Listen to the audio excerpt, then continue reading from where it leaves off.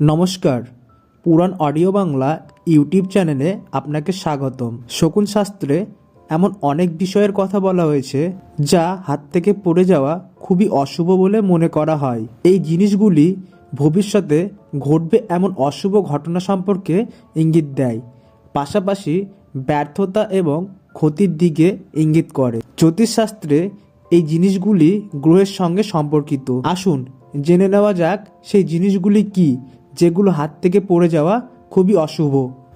1. জ্যোতিষশাস্ত্র অনুসারে হাত থেকে লবণ পড়ে যাওয়া খুবই অশুভ বলে মনে করা হয়। কথিত আছে যে যদি কোনো ব্যক্তির হাত থেকে লবণ পড়ে যায় তবে এটি কুণ্ডলিতে চন্দ্র এবং শুক্রের খারাপ অবস্থান নির্দেশ করে। এর সঙ্গে এটি একজন ব্যক্তির বিবাহিত জীবনে সমস্যাগুলিও নির্দেশ করে। 2. জ্যোতিষশাস্ত্র অনুসারে সরিষার তেল পড়া খুবই অশুভ বলে মনে করা হয়। তার মানে শনিদেব আপনার উপর রাগান্বিত। যদি আপনার হাত থেকে সরিষার তেল পড়ে যায় তাহলে বুঝবেন আপনার জীবনে কোনো সমস্যা আসতে চলেছে। এমন অবস্থায় শনিদেবের পুজো করা উচিত। এ কারণে অর্থের ক্ষতি হওয়ার সম্ভাবনা রয়েছে। 3. কারো হাত থেকে বারবার সিঁদুর পড়লে তাও অশুভ লক্ষণ হিসেবে বিবেচিত হয়। এর মানে হলো যে আপনি আপনার জীবনসঙ্গীর কাছ থেকে বিচ্ছিন্ন হতে পারেন। এছাড়াও আপনার জীবনসঙ্গীর ওপর কিছু সমস্যা বা বিপদ আসতে পারে।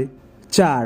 হাত থেকে পুজোর থালা পড়ে যাওয়াকে অশুভ লক্ষণ বলে মনে করা হয়।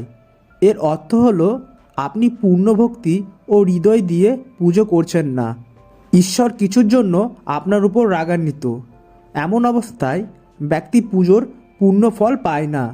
এই সময়ে আপনি কিছু অশুভ সংবাদও পেতে পারেন। 5. শকুন শাস্ত্র অনুসারে দুধের পাত্র হাত থেকে পড়ে যাওয়াকেও অশুভ বলে মনে করা হয়। এটি একটি অশুভ লক্ষণ হিসেবে বিবেচিত হয়। অন্যদিকে দুধ ছিটানো অর্থের ক্ষতি নির্দেশ করে। এটি দারিদ্র্য নির্দেশ করে।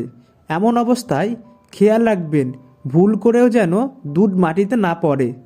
ভিডিওটি যদি ভালো লেগে থাকে তাহলে অবশ্যই একটি লাইক, শেয়ার এবং সাবস্ক্রাইব করে দিন। আর হ্যাঁ, ভিডিওটি সম্পূর্ণ দেখার জন্য আপনাকে অনেক অনেক ধন্যবাদ।